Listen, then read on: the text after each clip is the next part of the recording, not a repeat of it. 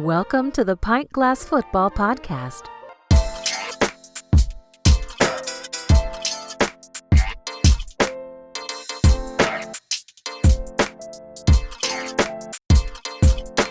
This is Pint Glass Football, drink beer, talk NFL and college football.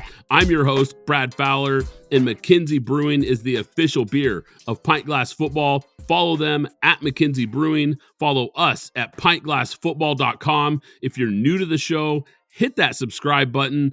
What's up, PGF Nation? We are back with another great show today. We'll give you our biggest takeaways from NFL preseason week 2.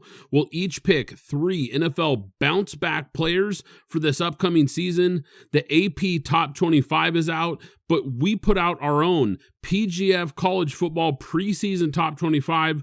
We'll discuss the differences between us and the AP.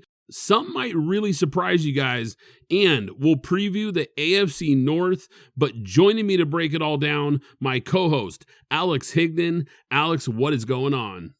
Hey, what's going on, Brad? I mean, we are 1 week away. Well, actually, not even a week. We're just a few days away from week 0 for college. So we're going to get some live action from college and then another 2 weeks away from the NFL. So everything looks like it's lining up.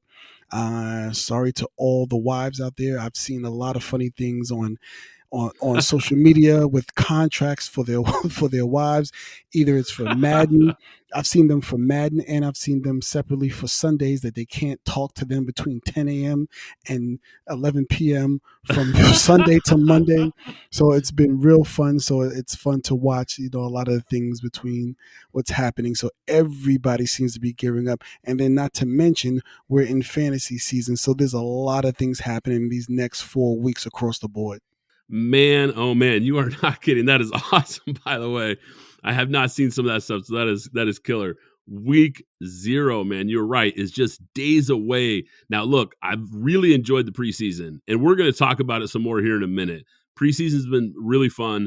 A lot of young guys, rookies, been some guys that have been a lot of fun to watch here. But we've got games that count this weekend with week 0. Some fun matchups, some big-time teams that are going to be playing, Notre Dame, USC. It's going to be – they're not playing each other, but I'm saying there's some big teams that are going to be playing. This is going to be so much fun, man. Fantasy football, I know a lot of you guys have your drafts going on, getting your teams ready. Alex, I know you're a big fantasy guy. We might have to dive into a little fantasy here at some point, but, man, we've got a lot to get to today. Want to start with some news that is really the dominant news story here right now, because this just got reported recently. Alex, running back Jonathan Taylor, he's been granted permission now from the Indianapolis Colts to seek a trade. This has been an interesting story, Alex. We've been following this and reporting on this ever since the talks about him being upset about his contract and the situation in Indy, the back and forth with owner Jim Irsay. We've been covering this story here. Now there's a new development here, though, because apparently they're going to allow him to seek a trade. So now the question really focuses to where is the landing spot? Because for me, Alex, I'm circling some teams in the NFC East. Absolutely. We were talking about this off air, and I want to give credit where credit is due. We did have a person that we were, in terms of a shared space we were in, that actually brought up a team that was not on my radar. And I have to say, it's very interesting. But the first team that came to my mind, even though I state that the Bills will not make the playoffs this year, was the Bills. Because this is a guy that could, for 1 year, who's in a contract year. And as I always say, we know how players are when they get into a contract year. And most people, well, I would say everybody else probably except me, has Buffalo in their Super Bowl bubble.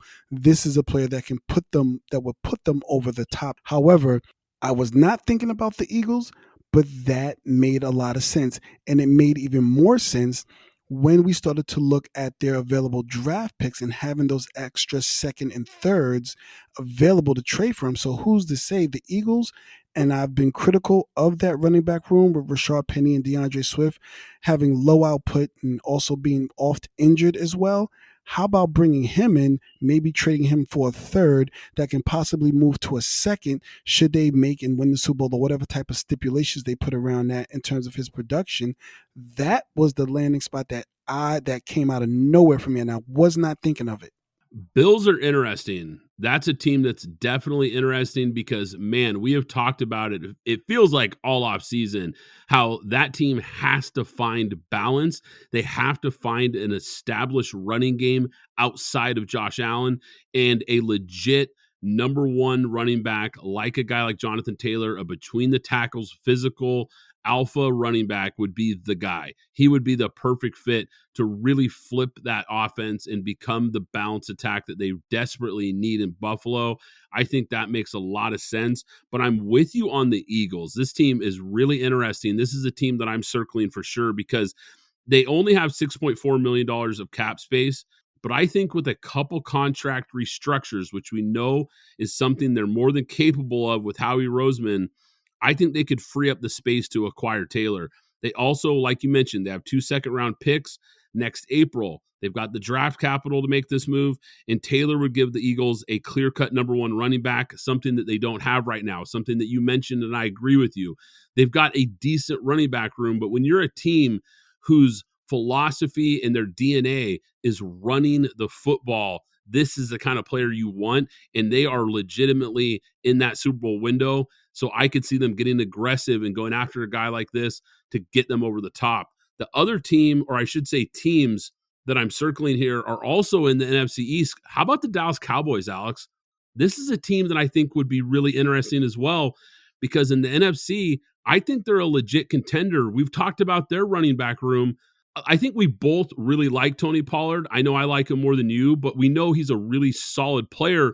But we both agree they could really use this style of back to complement him in that offense.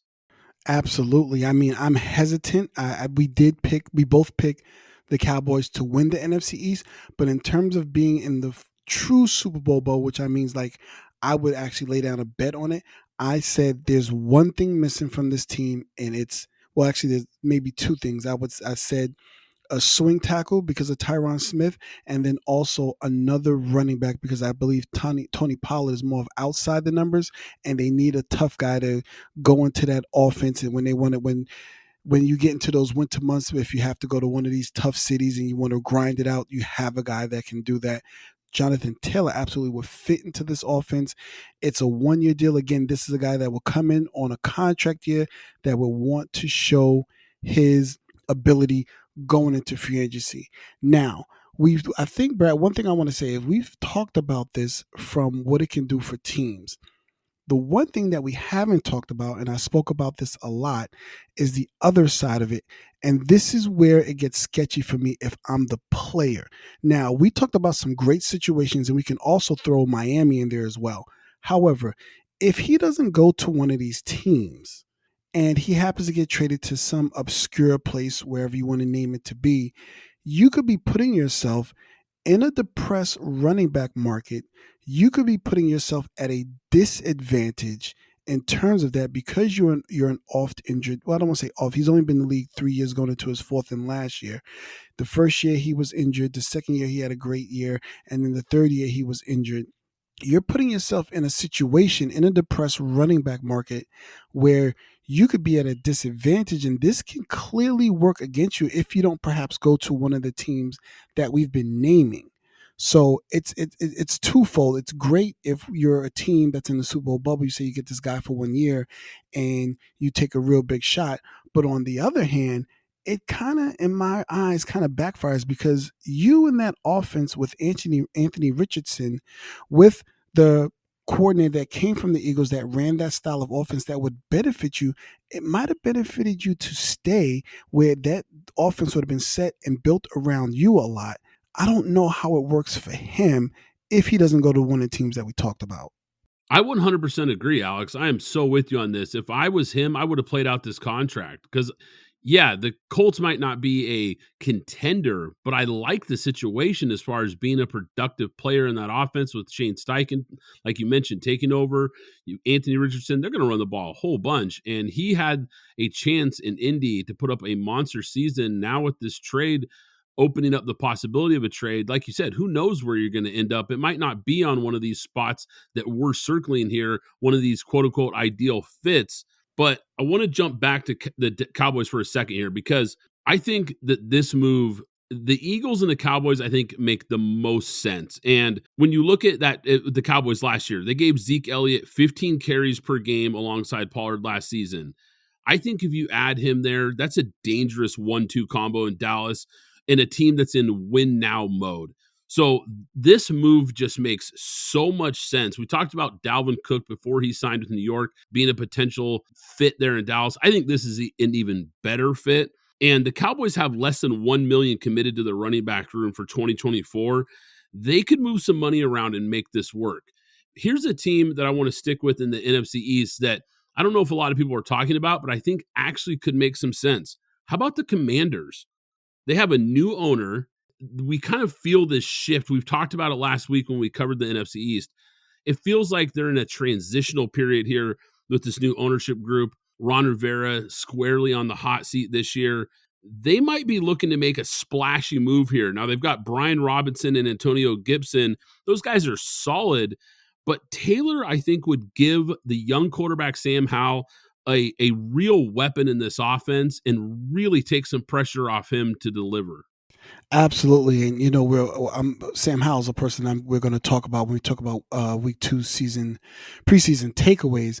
But yeah, absolutely. You talked about that running back room, which is solid, young and solid. And I've seen a few things that Bieniemy's been doing a lot more with Antonio Gibson because he's great out of the backfield, something that he hasn't been used a lot with. But to bring in a guy to make a splash, and who knows, with that defense, and you bring a running game in there, you can really perhaps do something the Giants did last year and perhaps back into the playoffs. We know that division is top end heavy with Dallas and the Eagles. However, the NFC being as weak as it is, you can possibly back into it as well. But one other thing I want to bring up, although Jonathan Taylor has the ability to go and seek a trade, I did see that ESPN Stephen Holder, he reported that the Colts are actually seeking a first round pick or a package of picks that equate to a first round pick, which is interesting for a player going into a contract year that is a running back that we know his value is down because of what's been going on between Jim Irsay and his agent, and then what the player's been saying as well. So this is going to be very interesting to see what they can do in these next 3 weeks before the season starts, even if they can move him or not. Yeah, that is interesting. Alex, are you giving up a first-round pick for Jonathan Taylor? Absolutely not. Not with Blake Corum and a couple other guys that are coming out next year. Absolutely not. And again, we've talked about it before. No need to belabor the point. We've talked about the running back market, and I've stated my points as a CEO looking at a business structure. I cannot put that type of equity and type of draft capital to bring that player in this situation. I just couldn't do it unless I'm sitting at that top, and this is a guy that I feel puts me over the top, because on top of bringing him in, you have to make a decision if you're going to pay him or not. So there's a lot of moving parts to this whole situation. Yeah, I couldn't agree more. I think the Colts are crazy if they think that they're going to be getting a first-round pick for this guy. I mean, he's a good player, a really solid running back, but you are right. That is crazy talk if they think they're going to be getting a first-round pick. I'm thinking third-round pick at best, maybe a second-round pick if you're a team like the Eagles, a team like we mentioned here that's in that Super Bowl window. Maybe they could afford to get a little more aggressive because they could see him as being the final piece to the puzzle for a championship. But yeah, there's no way they're getting a first-round pick. That is total nonsense.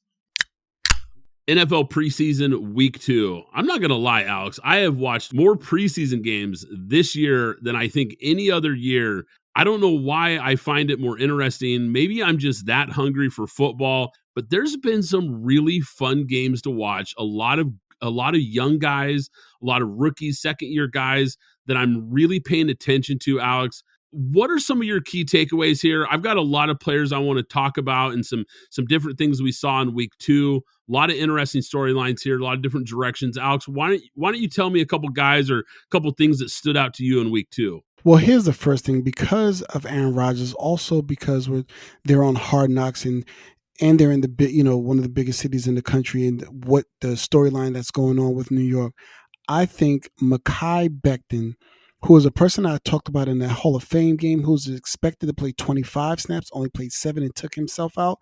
In this last game, he actually played 19 snaps and did not allow a pressure or a sack, and he looked excellent.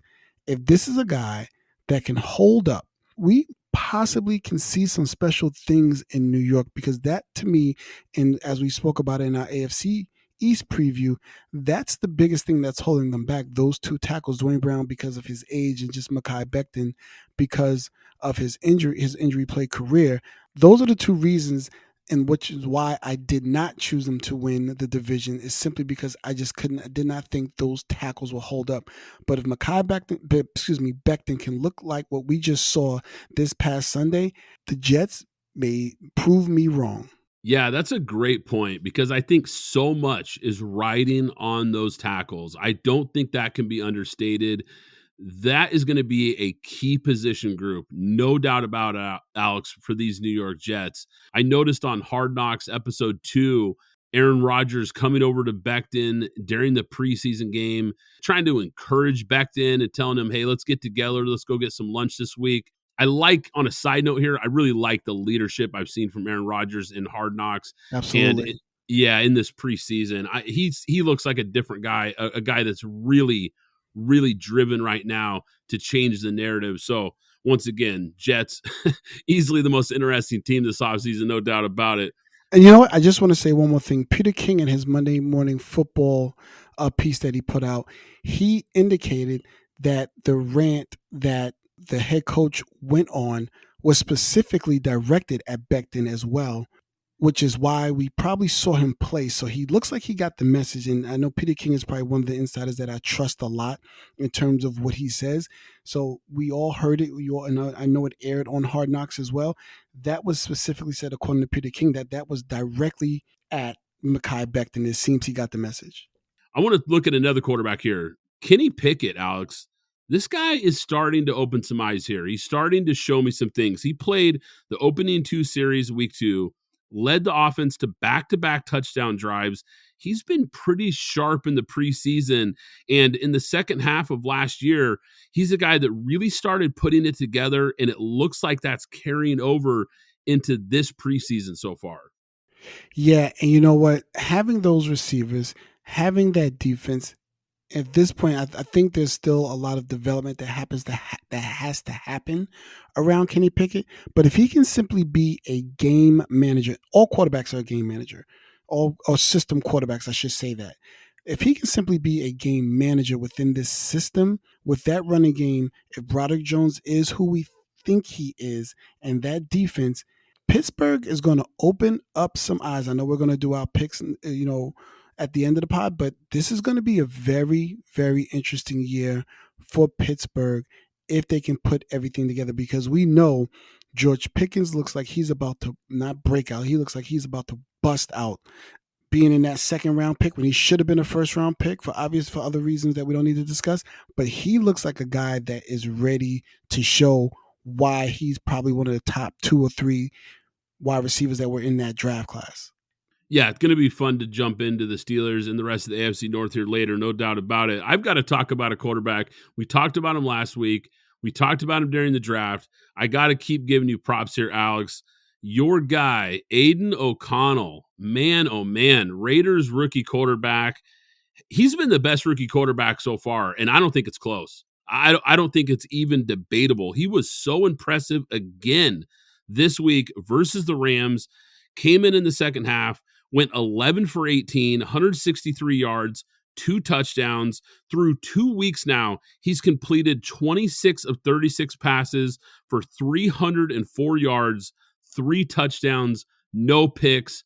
I cannot say enough. I know it's preseason, and I'm trying really hard not to overhype these guys or read too much into it, but look at the confidence, look at the decision-making, look at just the poise in the pocket, all the little things. This guy is checking the boxes, Alex. Yeah, absolutely. Looking at him, and one thing I wanted to watch when I saw the game, and then I went back and I wanted to watch that second half again. Well, one thing, I have no idea why Brian Hoyer started that game, but that's besides the point. But watching his feet, that's something I wanted to pay attention to. I watched his feet and his mobility within the pocket, because he is not mobile. He's not mobile at all. He is a quintessential pocket quarterback. But the slide step, knowing what to step, and he threw a strike down the field, I believe it was to Trey Tucker, like a 48-yard gain, and he took a beating, but he stood in the pocket and delivered the strike. And those are the things that you want to see from your quarterback. That's going to happen. Somebody's going to miss a blitz or somebody's going to break through, but can you stand in the pocket and deliver those throws? And he simply did that. And you're absolutely right. Of all the rookie quarterbacks, he has looked the best, whether he started a game or whether he came in the second half. He's looked like what I thought he would look like when he got here. Of course, vanilla defenses. And it'll be interesting to watch as he matriculates through the season. And a funny note for me, he's rated a 60 in Madden. I can't wait to do the update to see what they move him to. A 60. That's awesome. I love it. The Madden rating. Here's another rookie, Alex, that we talked about on the show, guys. Once again, one of our guys that Alex and I both circled. We had him as the number one wide receiver in this class. He is showing everyone what we saw on tape at Boston College, why we were so high on this kid, Alex. He had a 26-yard touchdown where he took a short catch and turned it into a big play, weaving through the Washington defense. This kid's electric, man. He has got moves. He breaks ankles. He's quick. He's tough. He is everything that we told you he would be. Once again, I know it's preseason, not trying to read into that. I get it. But there's certain things on tape that you can just see regardless of who's on the field. The quickness, the toughness, the playmaking ability in the open field. I really, really like what I've seen from Zay Flowers. And in that same game, Washington quarterback Sam Howell looked pretty good. Once again, showed some poise in the pocket, made some nice plays, went 19 for 25, 188 yards and 2 touchdowns versus Baltimore. I like what I saw from him as well, Alex. Absolutely. I'll start with Zay Flowers. You're absolutely right. We were in love with this guy from when we saw him. It's the route running, the ability. And I also want to say, though, one of the things that we always talked about with Greg, specifically with Greg Roman, that everybody talked about, what we saw from that touchdown pass, that was a stacked, that was a wide receiver stacked, and he just broke open, wide open, easy pitch and catch, and then let him do the rest. So Todd Monken has put some little wrinkles in here that were not in that previous playbook. That's going to be interesting when we get to the season to see how Lamar now performs and they put everything together. So I can't wait to see that. But Zay Flowers is simply doing what I thought he would do. Now, Sam Howell is a person that there were a lot of questions around his size and everything around that. I not only want to talk about what he did with his arm, I also want to talk about what he did with his legs. And I had to go back to see what he did in college. And one of the things I noticed, he was good in college. He had only had about maybe, I think, about 92 carries as a 3-year starter by his second year. But that third year, he doubled that and had 800 yards and 11 touchdowns. And we saw him not only be able to throw the ball, but become a playmaker when things broke down.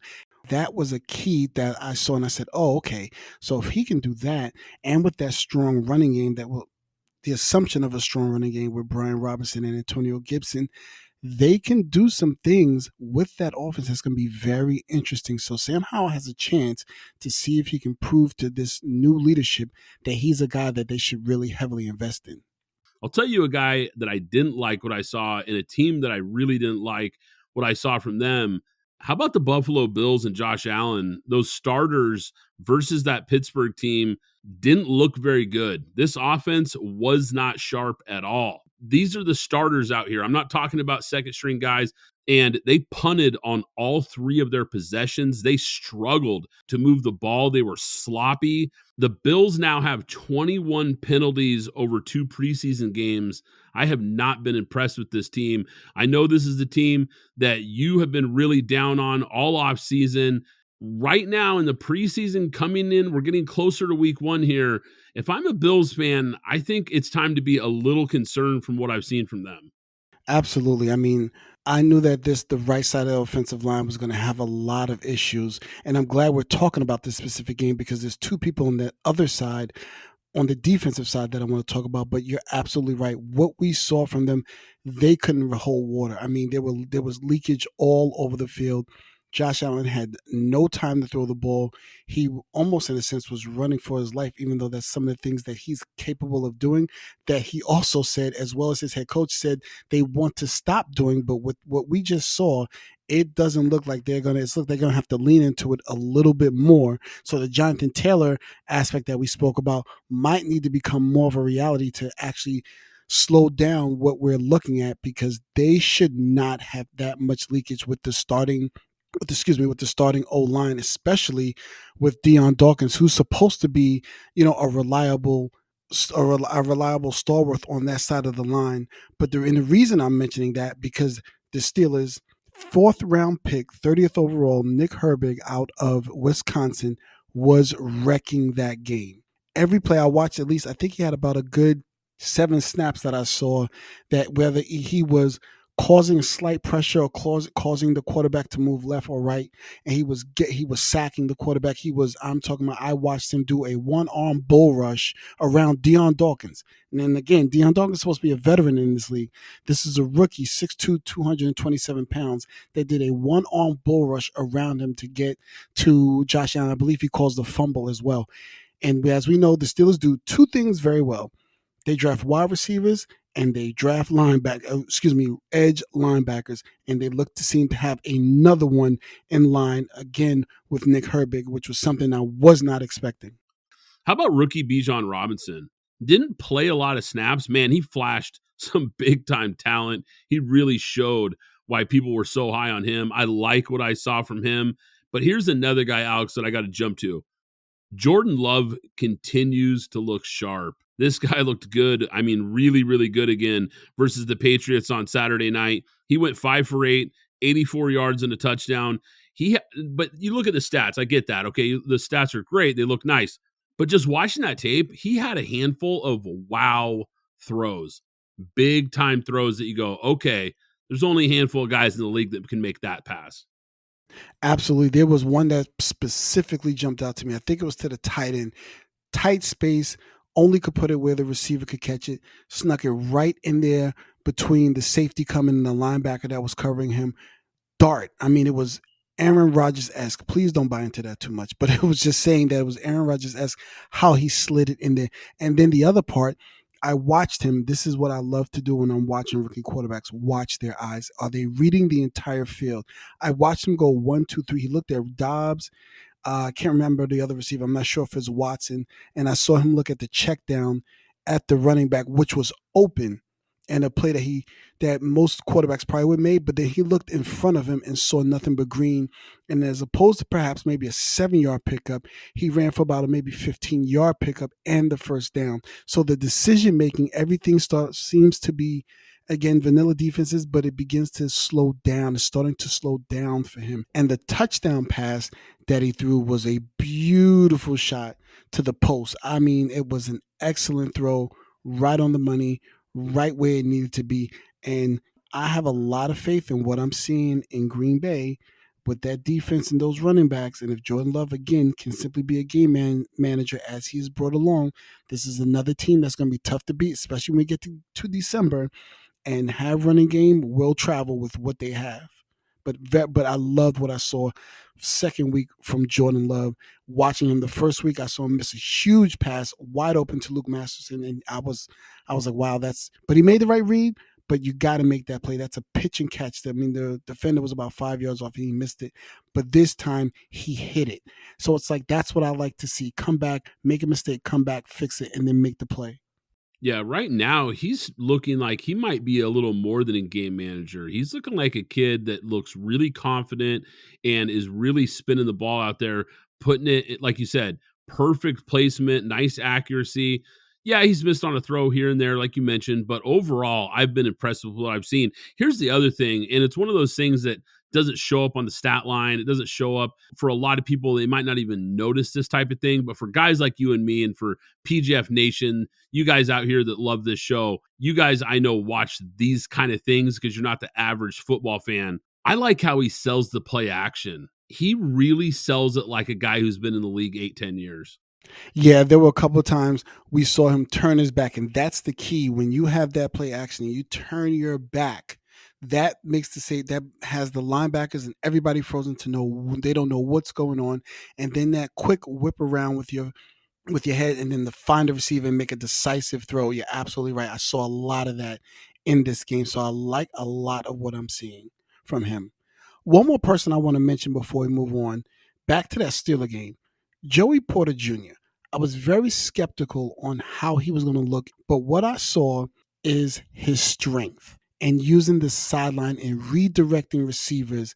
I watched him in a cover two, which is not his strength. He is a man cover corner coming out of Penn State. But in that Mike Tomlin cover two, I watched him redirect, keep the right amount of depth, which is the number one issue with a lot of cornerbacks that try to play in that cover two. They're either too short or too long in terms of their depth, but he maintained the depth. He pushed the receiver, he redirected the receiver, and then stayed in his zone and was able to make an interception. I thought what I saw from him, I said, that looks very promising. I'm going to go back and watch some more to see if he's progressing the way that it looked on the 1 or 2 plays that I saw, and get to pull out the entire all 22. But he looked excellent as well. Couple other guys I want to touch on here, Alex, before we move on. Brock Purdy, back in action here, went 4 for 5, 65 yards, had a scramble for 8 yards. Like I said, first game back, looked pretty good. I think Niners fans have to be excited to see him out there already. Terrell Jones told us last week, our guest, he was at 49ers training camp. He pointed out Purdy was looking good. Throwing the ball at training camp looked good out there from what he saw up close. So I'm not too surprised to see him out there making plays. It's got to be exciting for Niners fans. A few other guys here, though, Alex. Kansas City rookie Rashee Rice. This is a guy we've talked about in this offseason, a guy that we've talked about during the draft coverage. Caught 8 passes for 96 yards. Man, he looks explosive in the open field. He's a guy that I think could be an impact player week 1 for this team. I was originally thinking he'd be a guy that kind of bring along slowly. He's looking like he's really fitting into this offense quickly. How about Titans rookie Tyjae Spears? This is a guy that I liked coming out of the draft as well. Small school guy, little bit under the radar. Hurdled a defender and broke off for a 33-yard touchdown. Like what I've seen from him. And last but not least here, Alex, Daniel Jones. I mean, you want to talk about an almost perfect series.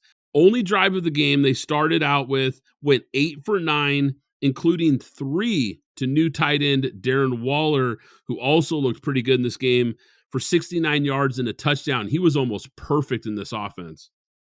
Yeah, I can jump right to Daniel Jones, and I just watched that. I mean, this is, as a Raider fan, watched a lot of Darren Waller, was very much aware of him when he was with the Ravens. But that 6'7" target, what he shows when he turns his back and can wall off somebody, the defender, like a tight end, similar to what Tony Gonzalez used to do, and make himself a big target. That big, I believe he's wearing number 5 or 17, something like that right now. But being able to see those numbers, see target, hit target for Daniel Jones and those intermediate throws, excellent for him. What I'll say about Brock Purdy, since you brought him up, the number one thing that I saw that I liked that made me eat my words, because I was the one that said, I don't believe he's going to be ready for the season.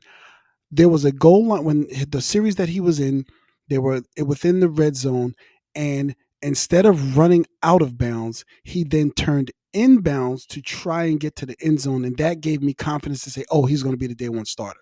Because any other time I said, if he's not treating it tender, and he landed on his shoulder, on his throwing shoulder, I said, oh no, he's ready to start. He will be the day 1. He will be the day 1 starter as well.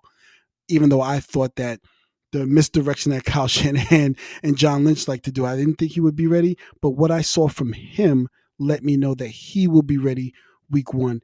And I'll be remiss if I don't say anything about Trey Lance, who looked a lot better this week, although in the second half, probably playing against a lot of people that may not make the roster or a lot of practice squad players.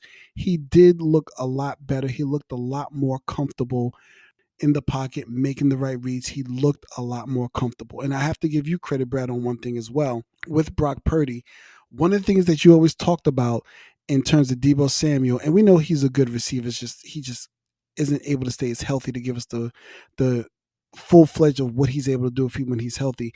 He was a running back. I mean, those short intermediate passes, he 1,000% turned into a running back in those moments. That San Francisco offense looks like it's going to be back on track, but I'm still holding true to what I said about Seattle winning that division. college football is here. I can't believe it. Week 0 this weekend. AP put out their top 25. We decided to put out the PGF top 25 preseason. It's available if you sign up for the newsletter. Go to pintglassfootball.com. If you're not signed up already, sign up for the newsletter and you'll get it in your inbox. We put out our own top 25 in college football preseason with some key differences. Now, there's a lot of these teams that I think are very close to where I have them ranked, some of them even in the same spots, but there's some key differences between our top 25 and the AP top 25. Alex, what stood out to you? I'll say Clemson. Clemson at number 7 is very interesting to me because there's something about Clemson that thinks they're not going to be that team. And I'm looking at teams that I don't think are going to be there in the position or be able to at least hold their position that we look at when the season starts. There's just something about they're missing something that we're used to seeing from Clemson. I'm not sure if it's the quarterback. I know that they had DJ. He was supposed to be a guy, and they had to move on from them. They're a lot of talent that was there kind of flushed out, and they're having a hard time replenishing, as is Alabama in this new NIL world from which we live, where a lot of teams are struggling to kind of figure things out and where they should stand. And I'll say one more thing, and I'll let you respond. I love the fact that you do not have Texas A&M in the top 25. I love it. I love it. I just couldn't do it, man. I couldn't do it. I'm so tired of buying into this Texas A&M hype. They disappoint every single year. They have no business being in the top 25. When I saw the AP snuck them in again, I said, no. You are not making my top 25 until you show me you deserve to be in that mix. I I think that's a great observation by your point, or by you, Alex. I'm glad you pointed that out.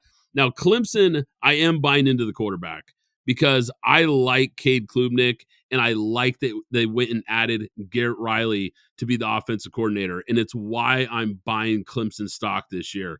I think this is a bit of a bounce-back season. They went 10-3 last year, so by their standards, it was a down year, but I think almost any other program in America would be thrilled with that type of record.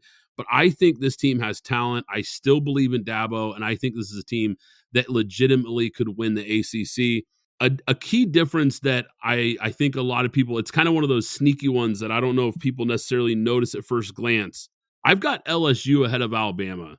And I think for a lot of people, they're going to look at that and be like, whoa, wait a second. LSU ahead of Alabama? Yeah, I like LSU more than Alabama this year. Now, look, Alabama could legitimately win the national title this year. They're that good. But so could LSU. And I think they have less question marks, especially at the most important position at quarterback. Yeah, absolutely. Alabama, we don't know who their quarterback is. I could actually, and I know the state of Georgia is going to be upset. We could actually kind of look at that at Georgia as well. They too are having a bit of a quarterback challenge as well. And we don't know. I don't know if they named them. I know last I looked, they were still a little bit of back and forth on who would be starting there, but they too are also having that. But LSU, as you know, if you've been following the PGF Nation, if you've been following the pod, you know that LSU was my pick to win it all this year. So I would 1000% have them ahead of Alabama in this situation because I have them going to the chip this year, and they're just simply going to have a better season than what I think Alabama.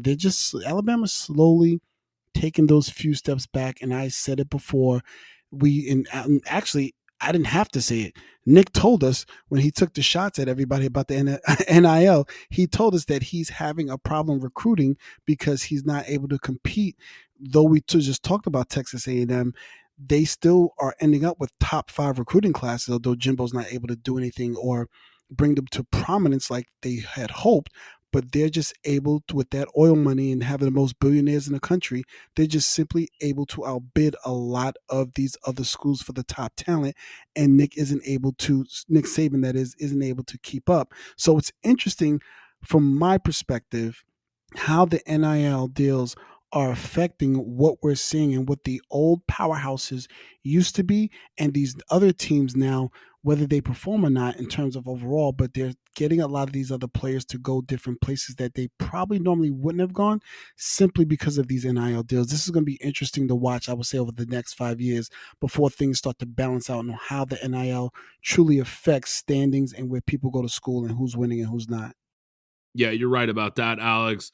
I think a couple other teams that I moved a lot from where the AP had them, one that I know is going to stand out to people, Texas. I have it number 20.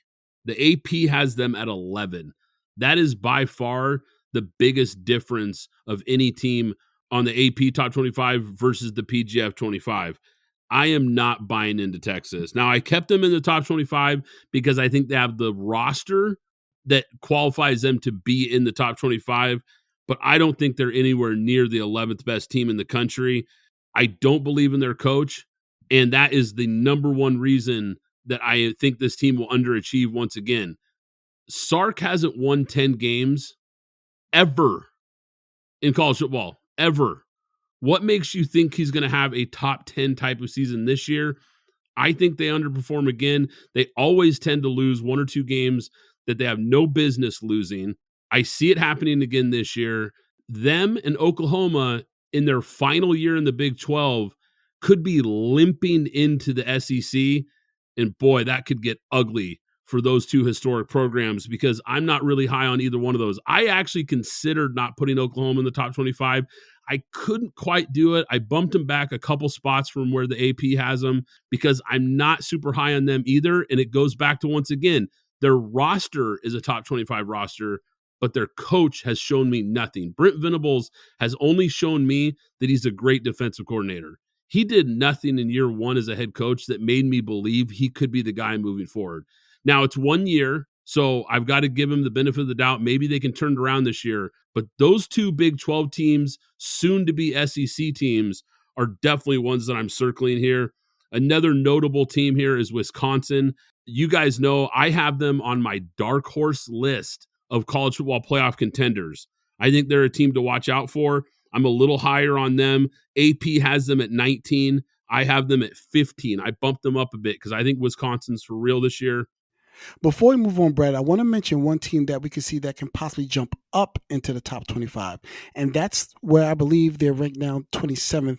The South Carolina Gamecocks. For whatever reason, towards the end of every college season, the Gamecocks seem to start beating teams and they just get stronger as the season goes on.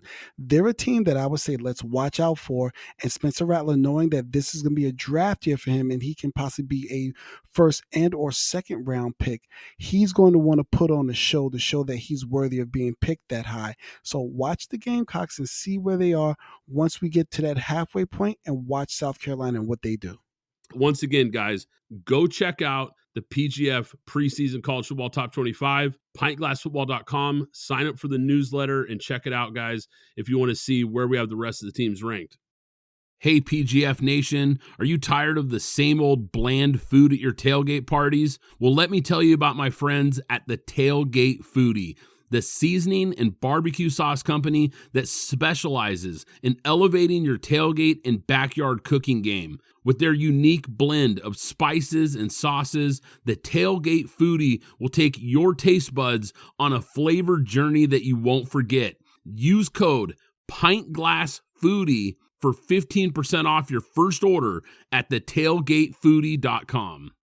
Zencastr is the ultimate web-based podcasting solution. It provides high-quality audio and video podcast production and hosting.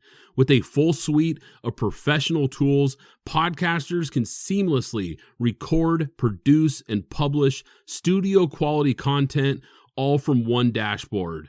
Zencastr's post-production process takes the headache out of audio production. Set the right podcast loudness and levels while reducing background noise with a click of a button. Coordinating all your guests to record in person is painful and tedious. Easily invite up to 11 participants per recording with one click. Go to zencastr.com/pricing and use my code PGFP and you'll get 30% off your first 3 months of Zencastr Professional. I want you to have the same easy experiences I do for all my podcasting and content needs. It's time to share your story. Hey there, PGF Nation. You know what's important when you're having a good time? Staying hydrated. And that's where Liquid IV comes in, the category-winning hydration brand that's fueling your well-being. With just one stick of Liquid IV, you get 2 times faster hydration than water alone. Plus, 5 essential vitamins to keep you feeling your best. And let's not forget about the convenience factor. The packaging is perfect for on the go, whether you're tailgating or just hanging out on the couch. But what really sets Liquid IV apart is the amazing flavors. Personally, I'm all about the Concord grape and lemon lime. And with 3 times the electrolytes of traditional sports drinks, Liquid IV is made with premium ingredients to give you the hydration and nourishment you need. Get 20% off when you go to liquidiv.com and use code PGFP at checkout. That's 20% off anything you order when you shop Better Hydration today using promo code PGFP at liquidiv.com. So next time you're cracking open a cold one and settling in for the big game, make sure you've got Liquid IV by your side. Trust me, your body will thank you. All right, Alex, NFL season right around the corner. I thought it'd be fun to come up with some bounce back players for this year. Some guys maybe coming off of an injury, maybe some guys that had a down season that you could see and that I could see possibly bouncing back this year. Why don't you kick this off, Alex? Who's your first bounce back player to watch out for in 2023? Well, I think number one with a bullet, as you know, I like to say a lot, is Cooper Kupp. Coming off the injury, being out, the Rams also not looking as, especially if we're just simply looking at preseason, not looking like they have any firepower. Cooper Kupp has to be the bounce back player of the year and possibly the comeback player of the year if he can get back to the form that we saw the Super Bowl year, coming off of injury, coming off the ACL. He's a player that we know what he is when he's healthy. We understand that he's a slot, but he can also be moved around and be interchangeable on that in that wide receiver room. But having him there with Sean McVay calling the plays, this is a guy that I think can easily bounce back and be comeback player of the year. I love that pick, Alex. We didn't talk about who our picks are. We usually don't. We like to keep it kind of organic for you guys. So a lot of times we don't tell each other who our picks are when we do these types of segments. I strongly considered picking Cooper Kupp because I'm with you. I think he has big-time bounce-back potential this year. He was on a tear last year before the injury. He was on pace to have a monster season again. And after the injury, obviously, it never came to fruition. But like you said, we know what kind of talent he has. If Matthew Stafford can stay healthy, and like you mentioned, with Sean McVay, the offensive play calling, he's always going to be a guy that I think it has the potential to have a big year. I like that pick. I'm going to stick with the Rams. How about Aaron Donald? Only played 11 games because of injury as well. We know what this guy is when he's healthy. The year prior to last year, we saw him at that typical all-pro level. I think with a healthy Aaron Donald this year, I expect a bounce-back year because this is a guy that he knows that the Rams might not be a contender anymore at this point, but at this point, he's playing for legacy. Another big season from him, I think, could really cement that legacy and put him on a very short list of all-time greats. And at this point, I think now that he's got the ring, I think that's what he's chasing here late in his career. I expect a big year from Aaron Donald. A down year for Aaron Donald is probably a lot of other players' best years, but for him and the standard that we're accustomed to him, and that's what happens when you become a great player. You set the bar so high that even when you're having an okay year, we look as like, yeah, that's kind of a down year, but it's usually everybody else's best year. But Aaron Donald coming back, we know what type of monster he is. We know that he keeps himself in shape. You know, if he's done with this little bit of retirement talk that he said, as we know a lot of players say, once you start talking about it, it can start to mess with your game and so on and so forth. But if he's all in, we know what type of disruptor that he can be, regardless of who's around him. But I'm going to stay with a lot of obvious picks, and simply because I just want to see it. And it's Lamar Jackson. There are no more excuses. He's been hurt the last two. He has been unable to finish the last two seasons. I won't want to say hurt because he did play, but he's been unable to finish the last two seasons. We know what type of weaponry they brought in for him. Lamar Jackson is another player that is sitting on that comeback player of the year that can battle Cooper Kupp. Given what they now have in that offense in terms of weapons, he's a guy that I cannot wait to see what he can do when he knows the gloves are off. You got the deal. We brought in. Not only did we bring in OBJ, we also brought in the number, at least from our perspective, the best wide receiver in the draft as well. And we know what Mark Andrews is, and we know if Rashad Bateman can stay healthy, and also you have Devin Duvernay. So that wide receiver room, should they stay healthy, looks plentiful. So now it's on you, Lamar. You and your arm and your legs. Can you show us, and can you don't necessarily have to return to that form of the MVP, but can you give us 4,000, 4,500 yards and 30 plus touchdowns? And let's see what you can do now that you have this weaponry and you have the new OC, and now all the gloves and training wheels have been taken off. It's all on you. Let's see what you can do. Lamar is a guy to watch, no doubt about it. We'll talk about him more here in a minute. But yeah, I like that pick, Alex. How about Calvin Ridley? Wide receiver now for the Jaguars. Ridley sat out most of 2021 for mental health reasons, and he missed all of last season due to that suspension that he had for gambling. Now he's fresh and in Jacksonville with a great offensive-minded coach and an up-and-coming young quarterback in Trevor Lawrence. He should become the number one wide receiver in this offense. It already looks like he's going to be. I don't think there's any reason why he won't be.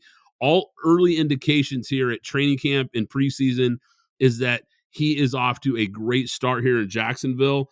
I expect a big bounce back year for him in this offense and a big statistical year. Watch out for Calvin Ridley in the Jaguars. You're absolutely right.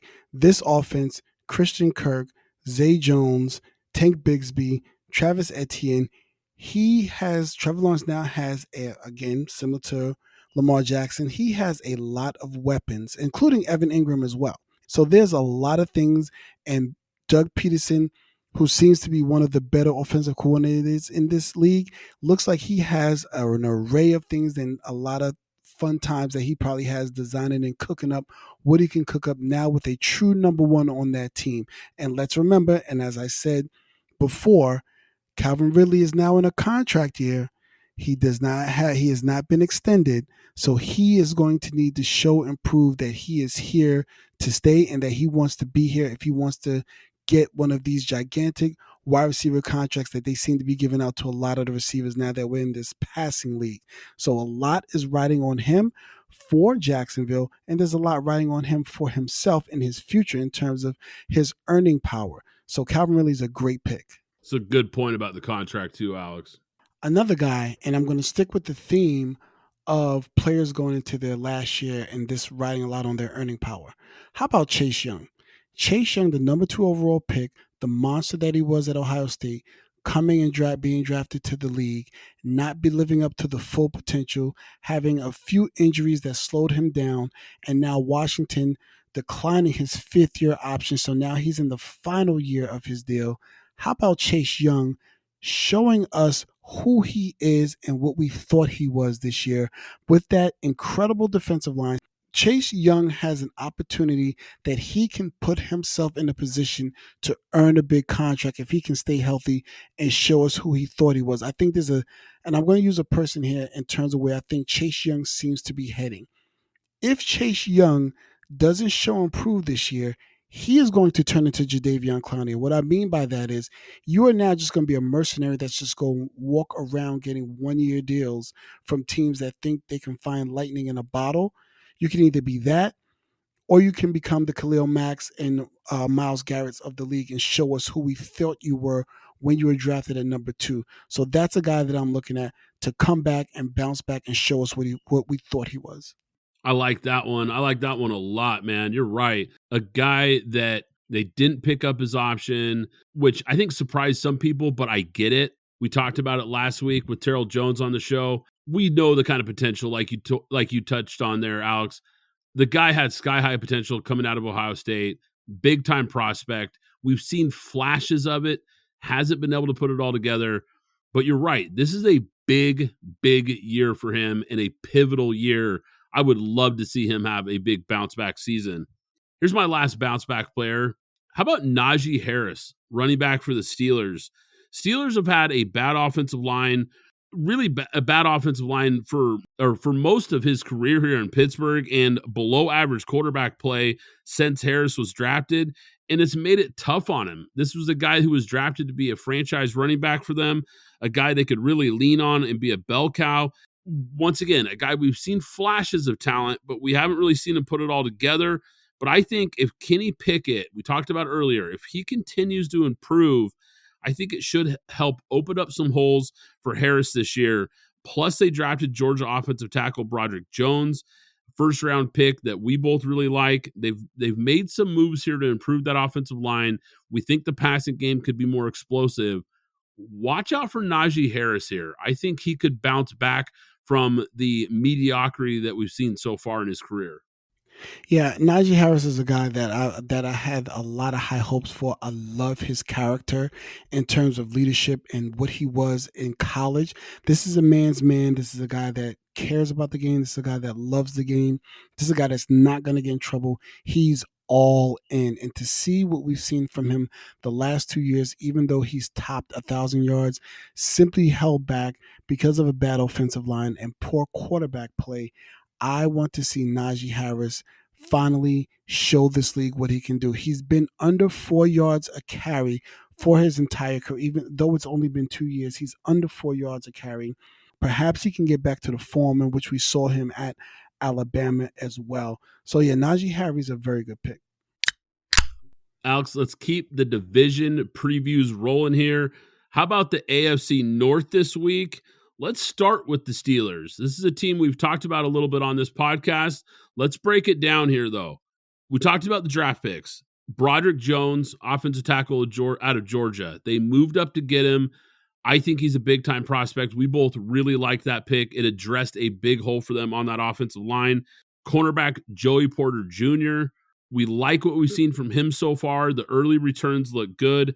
I loved the pick that they had with tight end Darnell Washington to really add an inline tight end to pair with their flex tight end Pat Freiermuth. I think we're going to see a lot more 12 personnel from Pittsburgh this year with those two tight ends. The Steelers also acquired wide receiver Allen Robinson. I think he should be wide receiver 3 behind Deontay Johnson and George Pickens, a guy that you've talked about here. We've kind of mentioned on this pod and recently, a guy with big time breakout potential.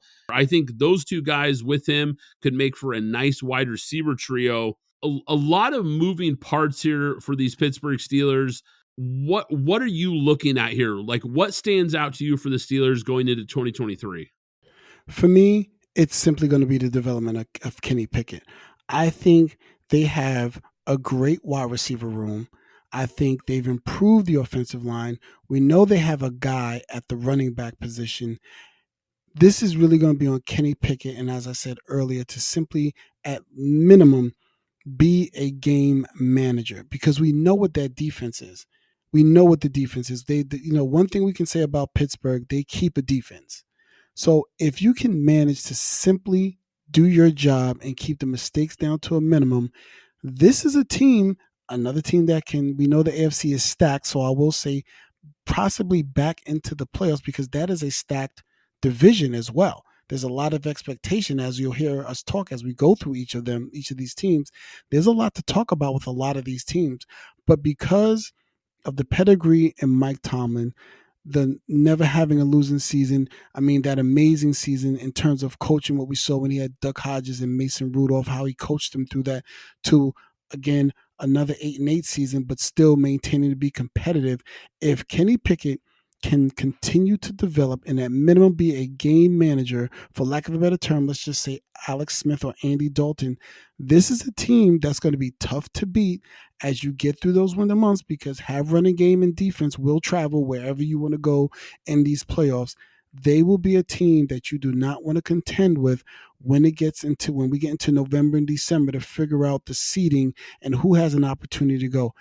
I want to say I'm going to give them 10 wins. and I'm hedging my bet. Yes, I am hedging my bet. I know I can feel a lot of people laughing right now, but I'm hedging my bet on them winning 10 games, of course, barring injury.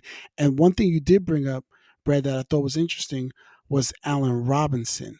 That is a guy that was a sneaky good pickup, a guy who has a lot of talent, has been kind of waffling a little bit from the Bears over to the Rams and not finding a place where he can fit. One thing we know about Pittsburgh, when they get you, they know where to fit you in. So it'll be interesting to see how he can fit into this offense with a guy like Pickens, with a Deontay Johnson, who we know is a proven guy on that in that wide receiver room already. And then you mentioned it, that 11 and 12 personnel of what it's going to look like when you get those two tight ends on the field, that is going to look like old smash mouth football from the Steelers. So it's going to be very interesting, and I think they're going to be hard to beat, and you are not going to want to play Pittsburgh, because this is turning back into it's going to look like a little bit of a bloodbath, because they're going to hit you in the mouth, and we're going to see who's left standing. I like it, Alex. I think that's a valid take. Where do they finish in this division? I have them finishing. Well, I was going to say first, but I'm going to have them finishing second right now. And I'm I'm hedging my bet. And just for everybody, the Steelers are at 8.5 for betting odds. So I would take the over on the Steelers in this one in terms of finishing second in the division.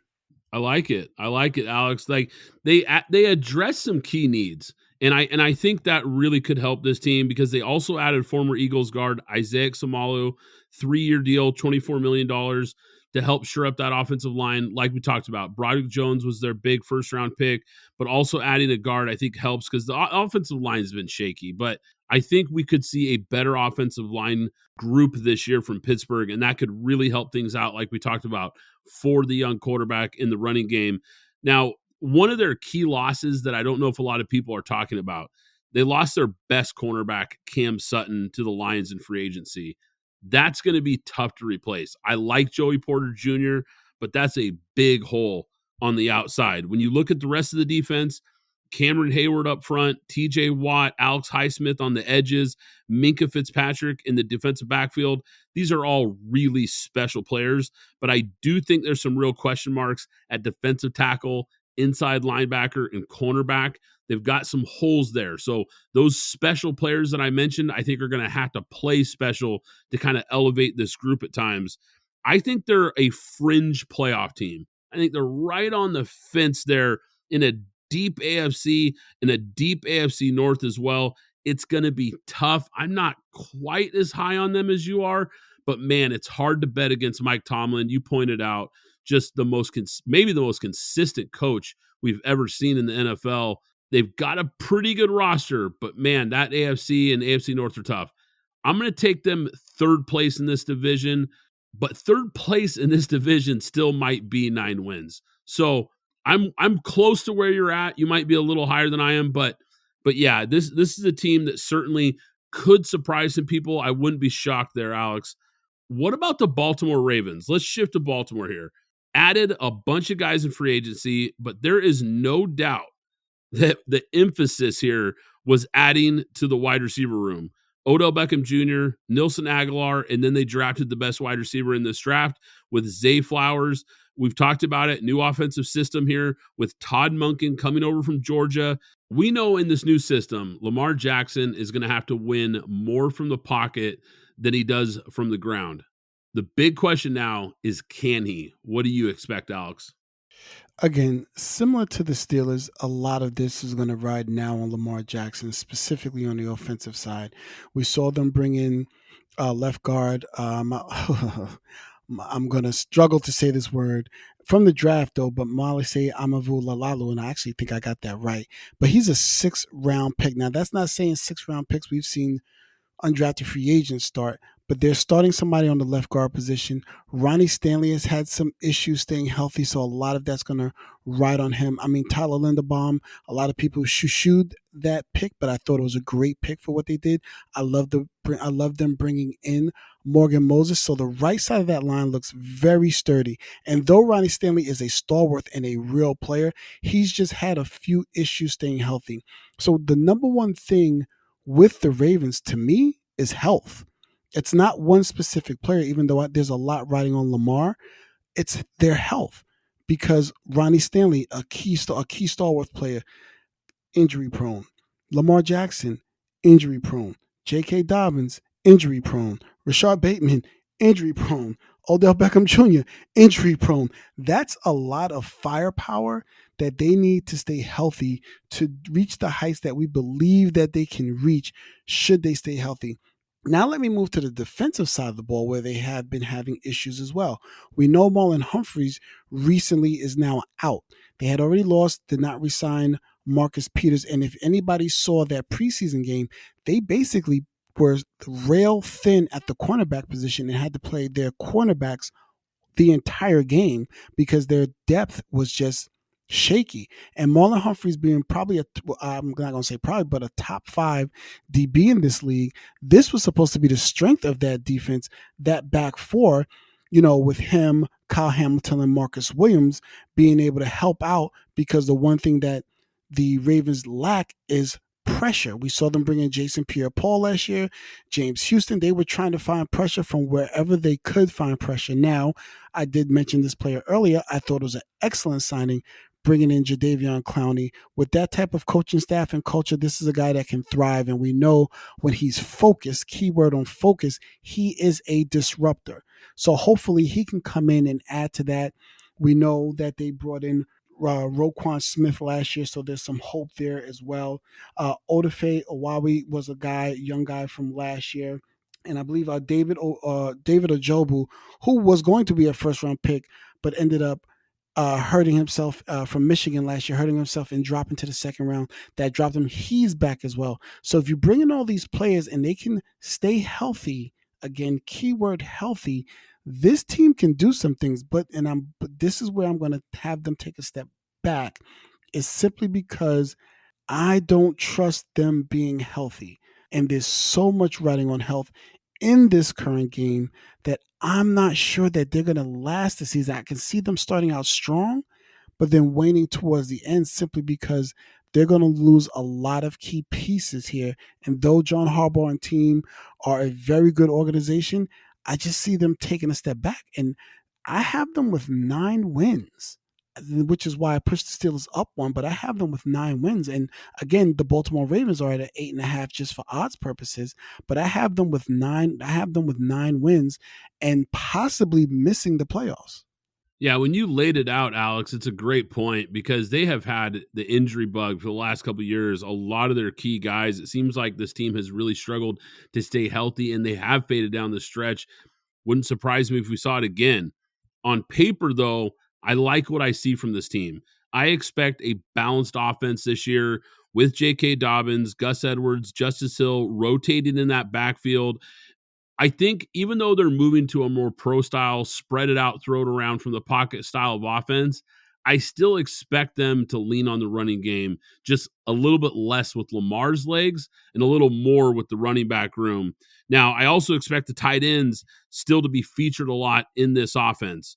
Todd Monken is a guy who likes to utilize the tight end and generate touches for those guys. I expect not only Andrews, but Isaiah Likely to get more opportunities. He was a guy that I talked about could be a breakout candidate this year, because Todd Monken, I should say, he used a decent amount of 2 tight end sets while at Georgia. So I expect him to get on the field and be another contributor in this passing attack.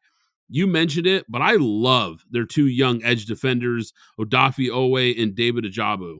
2 former Big Ten guys that, man, when they came out of the draft, Michigan and Penn State, I loved these guys. I thought they both had huge upside. Ajabo, you mentioned, would have been a lock first-round pick if he hadn't torn his ACL at his pro day.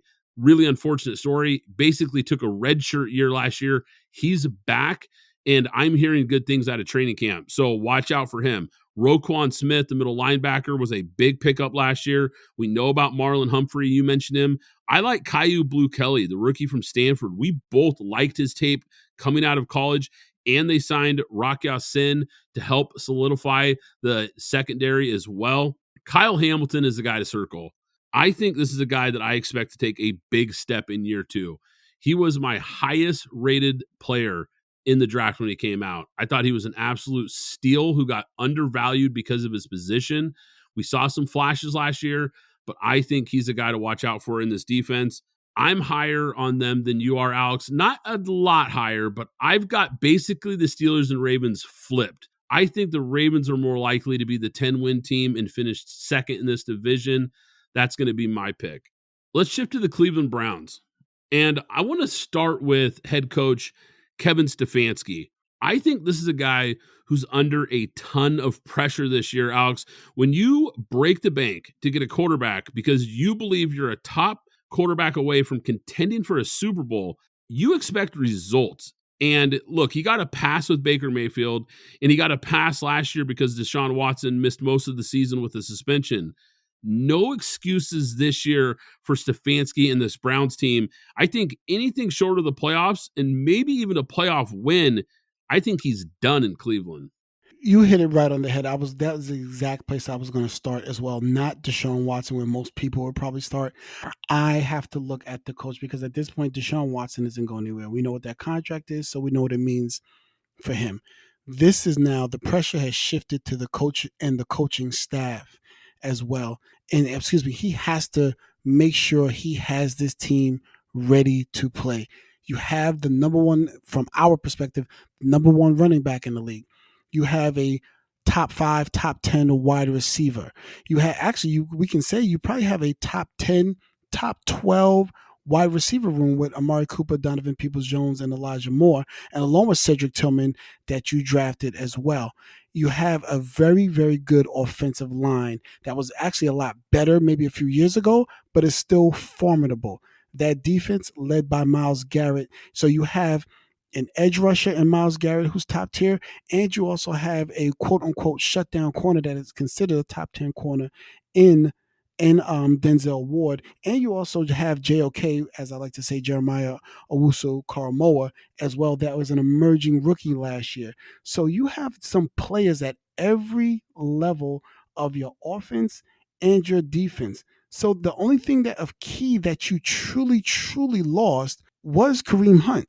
But Nick Chubb has been a stalwart all these years. That's not, and we're hoping that he continues to be one. He's the one outlier in terms of the running back market that's been able to maintain throughout since he's been in the league. You also went out and traded for Zadarius Smith to go on the other side of Myles Garrett. So everything is here that says this team should take a leap and should be in the playoffs. And to your point, Brad, perhaps you're right, even win a playoff game.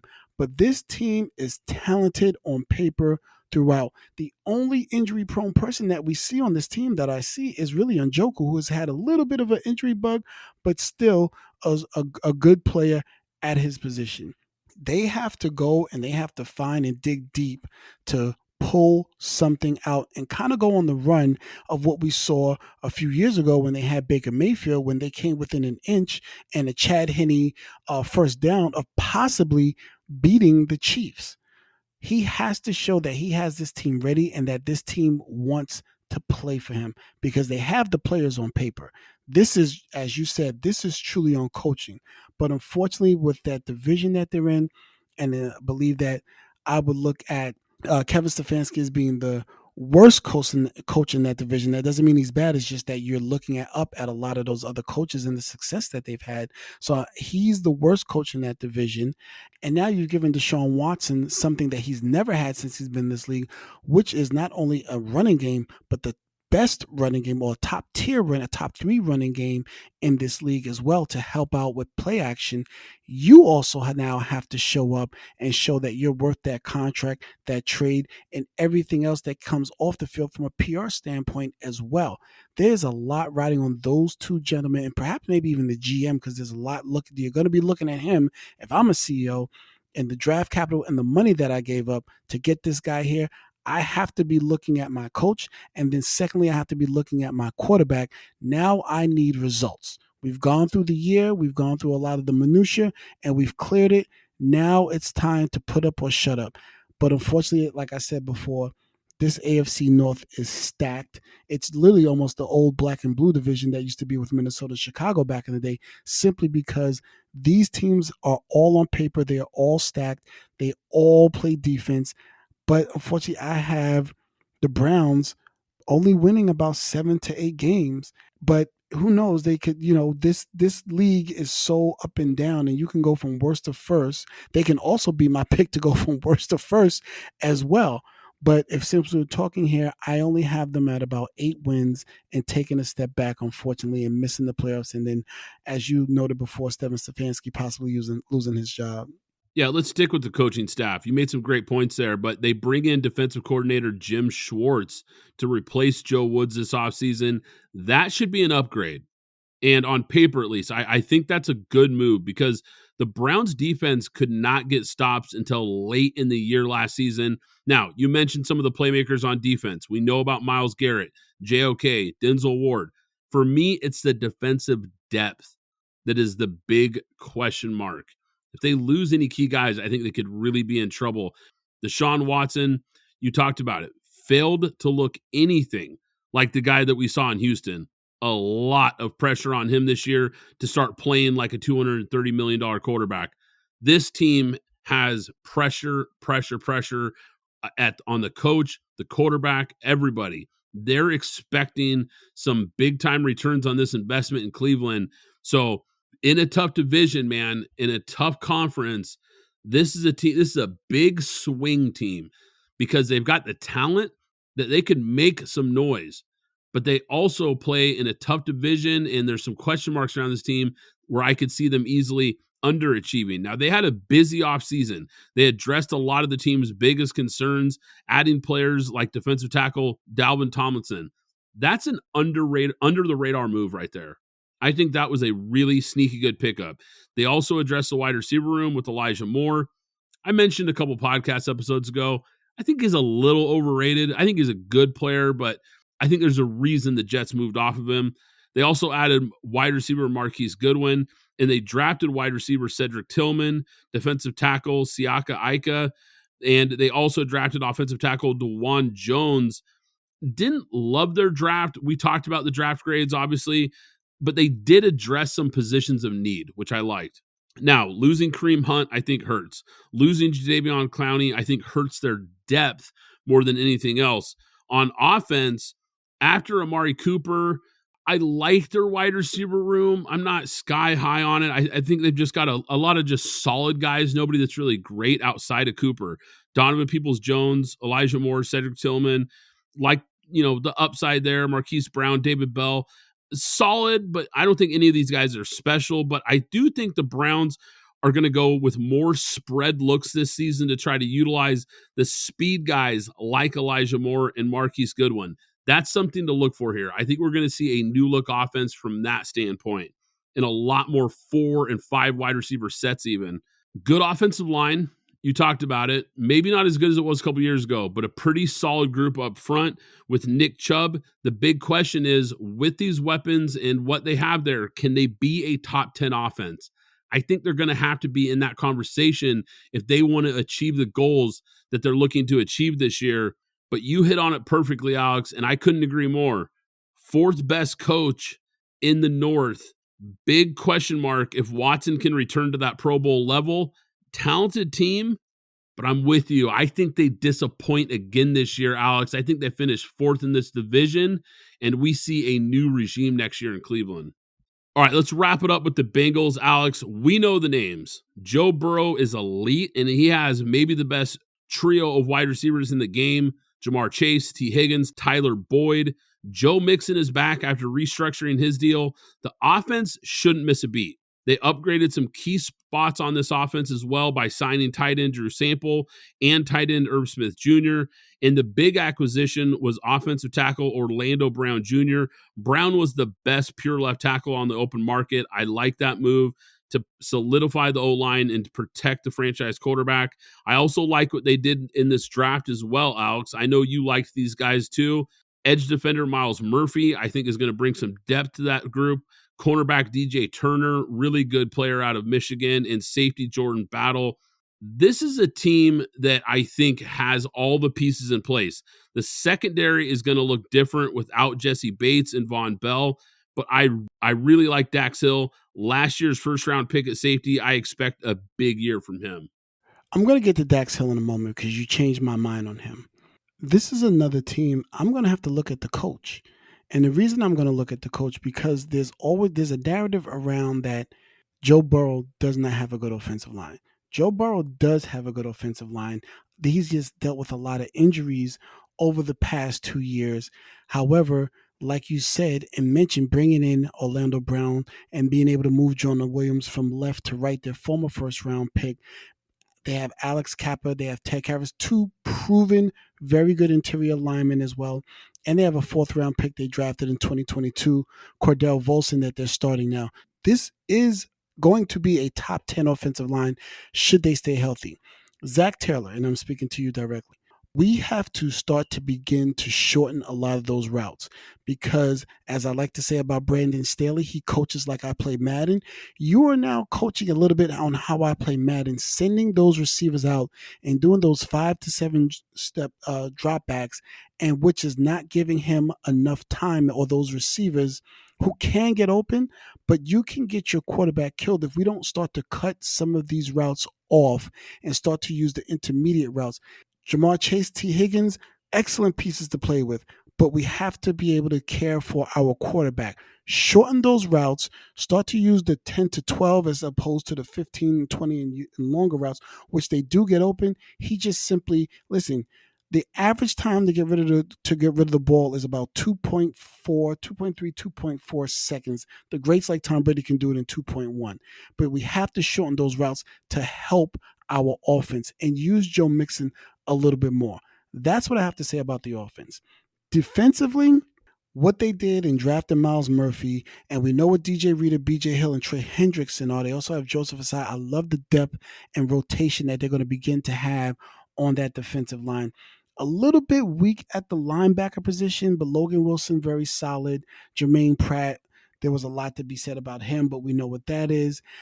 Dax Hill, you have changed my mind. I watched a lot of him this preseason, a lot of the plays that he made, because I was very skeptical about losing 3 of their 4 starters from last year, specifically Jesse Bates and then Von Bell and Eli Apple. But bringing in Dax Hill being there and watching him this preseason, seeing a lot of what's being said about him and coming out of camp, I feel he's going to fill in formidably. Obviously, he's not Jesse Bates, but he's going to be able to fill in formidably. Chidibwe Owizie and then Cam Britton Taylor. We'll see if DJ Turner can push to start. I like the depth that they have at strong safety, but Nick Scott at that free safety position, I think there's going to be a little bit of miscommunication going on in the backfield out there as he's a little bit to be desired for, but maybe Jordan Battle begins to push Mike Hilton decent in the nickel. But I'm going to reiterate, Zach Taylor, a lot of this is really on you to fix that offense and really make it more efficient. Joe Burrow looking like he's going to be a guy, but as we all know, we expect Joe Burrow to get a paycheck probably right before the season starts, and then the clock truly starts because you can't pay Chase, Higgins, Boyd, and Mixon along with that offensive line and along with that defensive line. Something is going to have to give, and we know they're basically playing with 2 number ones, so the odd man out possibly can be T. Higgins, but we're just going to have to wait and see. But this is a year that the expectation should be for them to go. However, because of that division, again, I'm holding the Bengals to 10 wins this season.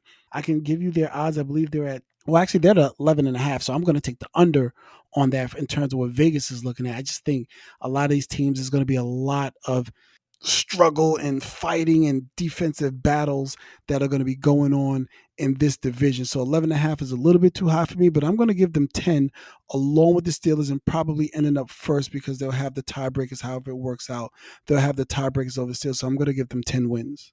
Alex, you touched on something that I've got to respond to here because you mentioned they need to find more passing attack in the short and intermediate routes and stop taking so many deep shots. We saw them really do this in that playoff game against the Bills.